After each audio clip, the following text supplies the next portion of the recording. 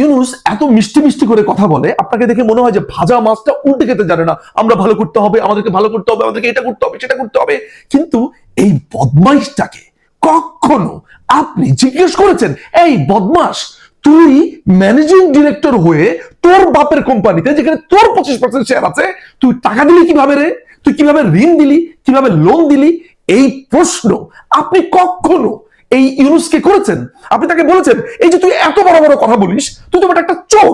MD হওয়ার পর তুই তোর নিজের বাপের কোম্পানিকে টেনে তোলার জন্য গ্রামীণ ব্যাংকের দুস্থ গরিব মিসকিন যাদের জন্য টাকা দেওয়া হয় বাইরের থেকে, অনুদান থেকে, সেইখানে সেই টাকা তুই তোর বাপকে দিয়েছিস। তোর বাপ কি মিসকিন? তোর বাপ কি দুস্থ? তুই তাহলে কেন দিয়েছিস? এই প্রশ্ন আপনি কখনো করেননি। আর করেননি বলেই সে ফুলে ফলে বেড়ে উঠেছে। এখন সে অনেক বড় বড় কথা বলছে, এখন পুরো দেশকেই সে ক্যাপচার করে ফেলেছে। বাংলাদেশে গত বছর একটা আলোচ্য বিষয় বা আলোচিত বিষয় ছিল ইউনূসের বিরুদ্ধে মামলা, ইউনূসের বিভিন্ন দুর্নীতির ব্যাপারে অভিযোগ উত্থাপন। বাংলাদেশ আওয়ামী লীগ তখন ক্ষমতায় ছিল, বেশিরভাগ মানুষ মনে করত যে ইউনূসের বিরুদ্ধে এই যে দুদক মামলা করছে, গ্রামীণ ব্যাংক নিজে বাদী হয়ে মামলা করছে বা কর্তা ব্যক্তিরা মামলা করছে, এগুলো মনে হয় রাজনৈতিক উদ্দেশ্য প্রণোদিত। কিন্তু আমি কোনো মানুষকে প্রশ্ন করতে দেখিনি, আচ্ছা এই যে মামলাগুলো হচ্ছে, এই যে ঘটনাগুলো ঘটছে, এটা সত্যতা কতটুকু? এটা কি আদৌ ঘটেছে কিনা, বা যদি ঘটে থাকে তাহলে ব্যাপারটা কি? কিন্তু বাংলাদেশিদের ভেতরে এক অদ্ভুত কলোনিয়াল মেন্টালিটি আমি বরাবর দেখতে পেয়েছি। ব্যাপারটা কি?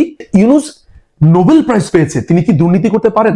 অর্থাৎ ইউনূসের এমন একটা ফিগার বাংলাদেশিরা তৈরি করে ফেলেছে, এবং যেহেতু লোকটা বিদেশে থাকে, যেহেতু লোকটাকে ওবামা প্রাইজ দিয়েছে, যেহেতু লোকটা অলিম্পিকে যায়, যেহেতু লোকটার নাম পৃথিবীর অন্য দেশের পত্রিকাতে ছাপা হয়েছে, তাহলে মনে হয় উনি কোনো ধরনের দুর্নীতি করতে পারে না। এই যে আমাদের ভাবনা চিন্তার গণ্ডি, এটা ভয়ঙ্কর। ইউনূসের দুর্নীতি নিয়ে আমি তদন্ত শুরু করি গত বছর, অর্থাৎ 2023 সালের 20 সেপ্টেম্বর থেকে আমি নিজে গ্রামীণ ব্যাংকের কার্যালয়ে যাই এবং নানান ধরনের নথিপত্র সংগ্রহ করতে থাকি। এর ভেতরে অনেক ঘটনা ঘটে গেছে বাংলাদেশে। আপনারা জানেন একটা অবৈধ সরকার এখন ক্ষমতাতে, এটার প্রধান হয়েছে ইউনূস। এই ইউনূস ঠিক কিভাবে দুর্নীতি করেছে, কোথায় কোথায় দুর্নীতি করেছে, এগুলো আমি প্রকাশ করব আমার কাছে যা নথিপত্র আছে। এই পর্বের নাম আমি দিতে পারি হচ্ছে ইউনূসের ছেঁচড়ামি। অর্থাৎ এটাকে মানে তার দুর্নীতির হাইট যদি এতটুকু হয়, আজকের পর্বটাকে আমি একটু আসলে খুবই লোয়ার লেভেলে রাখছি, কারণ এটা এক ধরনের ছেঁচড়ামি টাইপ দুর্নীতি। ছেঁচড়ামি টাইপ দুর্নীতিটা কেমন? যে ইউনূসকে 1983 সালে গ্রামীণ ব্যাংকের এমডি হিসেবে নির্বাচিত করা হয় সরকারের পক্ষ থেকে। যেহেতু গ্রামীণ ব্যাংক একটা সরকারি ব্যাংক, ইউনূসকে গ্রামীণ ব্যাংকের ডেপুটেশনে দেওয়া হয়। 1983 সালে 90 সাল পর্যন্ত সে ডেপুটেশনে থাকলেও 1990 এর পর থেকে সে আসলে পার্মানেন্টলি এই জায়গাটাতে চলে আসে। তার পারিবারিক একটা প্রতিষ্ঠান ছিল, যেই প্রতিষ্ঠানটা মুদ্রণের সাথে জড়িত ছিল, মুদ্রণ প্রকাশনা এগুলোর সাথে জড়িত ছিল। এই প্রতিষ্ঠানটার নাম শুরুতে ছিল পাকিস্তান প্যাকেজিং কর্পোরেশন, এরপরে প্যাকেজিং কর্পোরেশনে তার নাম চেঞ্জ হয়। এইটার মালিকানাতে তার বাবা দুলা মিয়া সওদাগর, ইউনূসের বাবা, এবং ইউনূসের ভাই আব্দুস সালাম, ইউনূসের ভাই মোহাম্মদ ইব্রাহিম এবং তার ভাই বোনরা সবাই এটার মালিকানাতে ছিল। এবং এই পারিবারিক প্রতিষ্ঠানটার টাকা দিয়েই তাদের পুরো ফ্যামিলি চলতো। এই পরিবার প্রচন্ড ভাবে এই মুদ্রণ প্রকাশনার উপরে নির্ভর ছিল, এবং এই মুদ্রণ প্রকাশনা প্রতিষ্ঠানটা একেবারে ধার দেনাতে একেবারে নুজ হয়েছিল, একদম ডুবেছিল। ইউনূস যখন গ্রামীণ ব্যাংকের এমডি হিসেবে দায়িত্বটা পায়, তার কাছে একটা আলাদিনের প্রদীপের মতো চলে আসলো তার পরিবারকে বাঁচানোর জন্য। সে যেটা করলো সেটা হচ্ছে, এমডি হয়েই সে একটা চুক্তি করলো 17 জুন 1990 সালে তার পারিবারিক প্রতিষ্ঠানের সাথে। সে নিজে গ্রামীণ ব্যাংকের এমডি হয়ে স্বাক্ষর করছে, অন্যদিকে তার পরিবারের ওই প্রতিষ্ঠানটা শেয়ার হোল্ডার সে আবার নিজেই। অর্থাৎ কনফ্লিক্ট অফ ইন্টারেস্টের সবচাইতে ক্লাসিক এক্সাম্পল যদি আমি বলি, তাহলে এটি।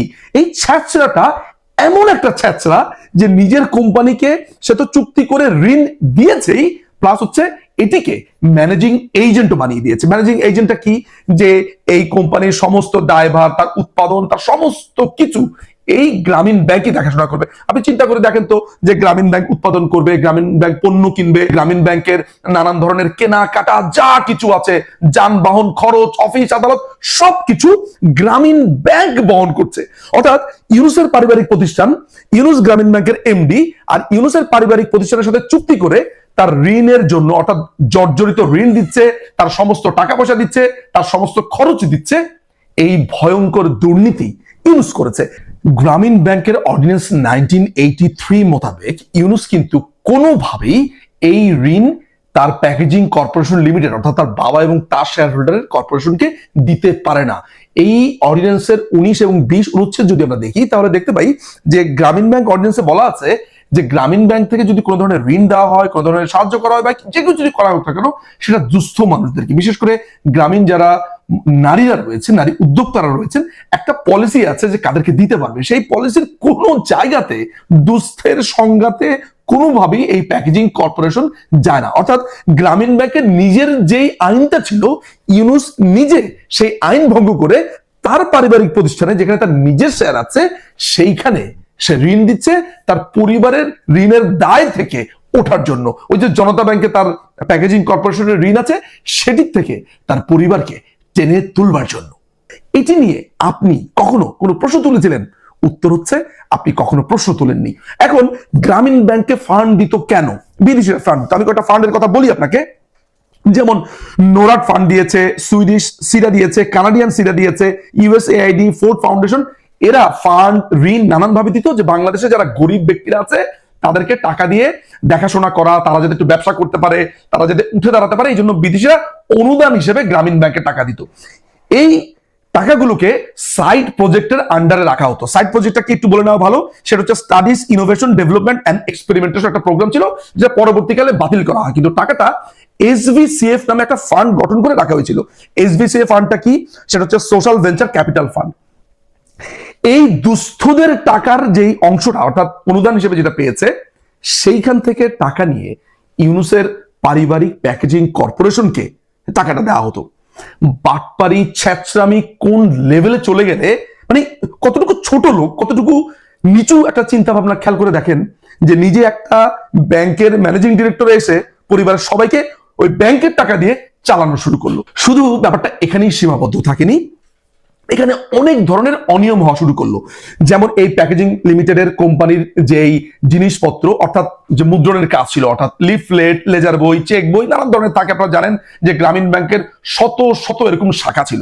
তারা যেটা করেছে যে এই প্যাকেজিং কোম্পানি যদি একটা লেজার বইয়ের খরচ দেখাতে হচ্ছে 100 টাকা, তাহলে এটা 100 টাকা। এটাকে যাচাই করার কোনো সুযোগই ছিল না যে এটা কি 10 টাকাতে পাওয়া যেতে পারতো, 20 টাকাতে পাওয়া যেতে পারতো। অর্থাৎ তার কোনো কম্পিটিটরই ইউনূস রাখেনি, নিজের পারিবারিক প্রতিষ্ঠানগুলোকে এগিয়ে নিয়ে যাওয়ার জন্য কাজটা করতো।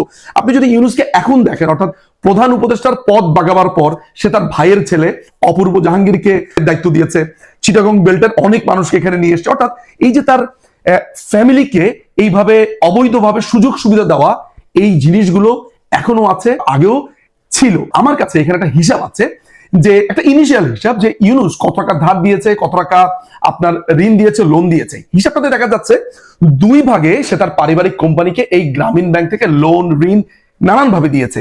একটা হিসাব বলছে 1,14,00,000 টাকা সামথিং, আর আরেকটা হিসাব বলছে প্রায় 9.5 কোটি বা 10 কোটি টাকার কাছাকাছি। এগুলোকে আবার মূলধন ঋণ, চলতি ঋণ ইত্যাদি নানান ধরনের কেতাবি নামে অভিহিত করেছে। এখন আপনাকে এটাও জেনে রাখা ভালো যে এই যে মুদ্রণ প্রকাশনা যে সংস্থাটা আছে, এখানে একটা ক্রয় নীতিমালা ছিল। অর্থাৎ আপনি যদি গ্রামীণ ব্যাংকের জন্য কোনো মুদ্রণ সংশ্লিষ্ট কোনো কিছু লাগে, তাহলে আপনার সেটার মূল্যমান যদি 2 লক্ষ টাকার অধিক হয়, তাহলে আপনাকে ওপেন টেন্ডার আপনাকে ডাকতে হবে। এটা কোথায় ছিল? গ্রামীণ ব্যাংকের যে ক্রয় নীতিমালা ছিল, যেটা ইউনূসের নিজের তৈরি করা, কিন্তু শুধুমাত্র তার মুদ্রণ এবং প্রকাশনী সংস্থার ক্ষেত্রে এই নিয়ম কোনোদিনই পালন করা হতো না। যেমন 2 লক্ষ টাকার উপরে যদি কোনো ধরনের ক্রয় আদেশ হতো, সেখানে অন্য কোনো কোম্পানির সাথে যাচাই করা, টেন্ডার নেওয়া, অন্য কোনো কোম্পানি কম খরচে দিতে পারবে কিনা, এটা নিয়ে কোনো আলাপই হতো না। অর্থাৎ একটা স্বেচ্ছাচারী অবস্থাতে সে তার প্রতিষ্ঠান চালাতো। এখানে আমি হিসাবগুলো দেখতে পাচ্ছি যে 24/6/1990 সালে সে দিয়েছে 20 লক্ষ টাকা, 28/8/1990 দিয়েছে 50,000 টাকা, 1/11/1990 সালে দিয়েছে 15 লক্ষ টাকা, 27/1/1991 সালে দিয়েছে 38,64,000 টাকা। এটা কাকে দিচ্ছে? তার প্যাকেজিং কর্পোরেশনকে দিচ্ছে, তার পারিবারিক প্রতিষ্ঠান। 7/10/1991 সালে দিয়েছে 75,71,053 টাকা। 19/11/1991 সালে দিয়েছে 11,50,000 জনতা ব্যাংকের ঋণ হিসেবে। অর্থাৎ জনতা ব্যাংকে যে ঋণ নিয়ে জর্জরিত ছিল সেটাও গ্রামীণ ব্যাংক দিয়েছে। এখানে তো আমি আপনাকে শুধু 90 এবং 91 সালের হিসাব দিলাম। সে এমডি থাকা অবস্থা পর্যন্ত, অর্থাৎ 2011 সাল পর্যন্ত এই হিসাব যদি দেখি, তাহলে আমরা দেখতে পাই শুধু মুদ্রণ প্রকাশনার জন্য এই কোম্পানিটি তৎকালীন সময় টাকা পেয়েছে প্রায় 65 কোটি টাকা, আর লোন পেয়েছে, আগেই বলেছি যে এক জায়গাতে দেখতে পেয়েছি 10 কোটি টাকা, এক জায়গাতে দেখতে পেয়েছি 1.5 কোটি টাকার মতো। এখন এই যে অবৈধভাবে গরিবের ফান্ড থেকে নিজের বাবার প্রতিষ্ঠানে বা নিজের প্রতিষ্ঠানে টাকা দেওয়া, এটা নিয়ে কি আপনি প্রশ্ন করেছেন? এবং এই যে ঋণগুলো নিল, ফান্ডগুলো নিল, এগুলো কি ইউনূস পরিশোধ করেছে? এখানে একটা ইন্টারেস্টিং হিসাব আছে। হিসাব হচ্ছে এমন, এই ঋণগুলো একটা দীর্ঘমেয়াদী ভাবে দেওয়া হতো। তো তার যে এত টাকা ঋণ ছিল, এই ঋণের আবার সুদও ছিল, অর্থাৎ প্যাকেজিং কর্পোরেশনকে এটার জন্য সুদ দিতে হতো। তো ইউনূস লক্ষ্য করে দেখলো যে এই যে গ্রামীণ ব্যাংক থেকে লোন পেয়ে সে আবার সুদ দিচ্ছে, আসল টাকা পরিশোধ করতে পারছে না, এইখানে কোন চালাকিটা করা যায় বা কোন বদমাইশিটা করা যায়। এই সুদগুলো ছিল কোনোটা 10% হারে সুদ, কোনোটা ছিল 12% হারে সুদ, কোনোটা ছিল 16% হারে সুদ। ইউনূস করলো কি, একটা পর্যায়ে এসে তার কার্যনির্বাহী সবার একটা বৈঠক ডাকলো। এখানে সেই ছিল সর্বে সর্বা, কার্যনির্বাহী বৈঠকে সবাই ছিল তার নিজের মানুষজন, নিজেই চাকরি দিয়েছে, ফলে সে যা বলতো, যে এজেন্ডা বাস্তবায়ন করতে চাইতো সেটাই হয়ে যেত। একটা পর্যায়ে এই 10, 12, 15%, 16% এসব সুদ না, সে করলো কি, সবকিছু মিলিয়ে 5% সুদ নির্ধারণ করলো এই তার নেওয়া ঋণের উপর। তো সেই হিসাব করে আবার বের করলো যে এর আগে সেই যেই টাকা ঋণের টাকা পরিশোধ করে দিয়েছে, 5% সুদ নির্ধারণ করার পর সেগুলোকে সে রেট্রোস্পেক্টিভ ইফেক্ট দিল। সেটা কি জিনিস? অর্থাৎ এই মুহূর্তে সিদ্ধান্ত নেওয়া হলো যে সে যে আগে যে সুদ দিত সেইটা কমিয়ে 5% করা হবে। তাহলে সেটা কার্যকর হবে কবে থেকে? নিয়ম অনুযায়ী এখন থেকে, অর্থাৎ এখন নির্ধারণ করা হলো। কিন্তু সে করেছে কি, এই 5% সুদের ব্যাপারটা সে রেট্রোস্পেক্টিভ ইফেক্ট দিয়ে আগে যে পে করেছে সেইটার মধ্যেই সে ঢুকিয়ে দিল। ফলে সে দেখালো যে অলরেডি তো আমি আগে সুদ দিয়ে দিয়েছি, যদি 5% হয় তাহলে আমি অনেক টাকা বেশি দিয়ে দিয়েছি, এখন আর আমি কোনো টাকা দিব না।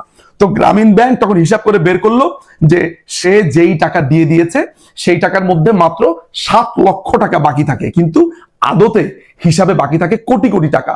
কিন্তু সুদ পুনর্নির্ধারণের কারণে ইউনূসকে মাত্র 7 লক্ষ টাকা দিতে হয়, এবং এইভাবে সে তার পরিবারকে নানানভাবে আর্থিক সুবিধা পাইয়ে দিয়েছে। কিন্তু আপনারা যখন বলছেন যে তার বিরুদ্ধে ব্যবস্থা নেওয়ার পর যে এগুলো হচ্ছে রাজনৈতিক মামলা, এগুলো তিনি করেন নাই, আচ্ছা আপনি কি এখন প্রশ্ন তুলবেন, আচ্ছা ইউনূস আপনি ম্যানেজিং ডিরেক্টর হওয়ার পর আপনি কিভাবে আপনার পরিবারকে লোন দিলেন ব্যবসা প্রতিষ্ঠানে, যেখানে দুস্থরা পাওয়ার কথা বা অর্ডিন্যান্স অনুযায়ী আপনার পাওয়ারই কথা না? আপনি কিভাবে এই কোম্পানি থেকে ঋণ নিয়ে ঋণের সুদ 5% করলেন? আপনার কি ঋণ দেওয়ার কোনো এখতিয়ার ছিল? আপনার কি আপনার নিজের প্রতিষ্ঠানের সাথে চুক্তি করার কোনো এখতিয়ার ছিল? আপনার কি আপনার প্রতিষ্ঠানকে গ্রামীণ ব্যাংকের ম্যানেজিং এজেন্টের দায়িত্ব দেওয়া কোনো ধরনের এখতিয়ার ছিল? এই প্রশ্নগুলো যদি আপনি করেন, দেখবেন সেগুলোর কোনো উত্তরই আপনি পাচ্ছেন না।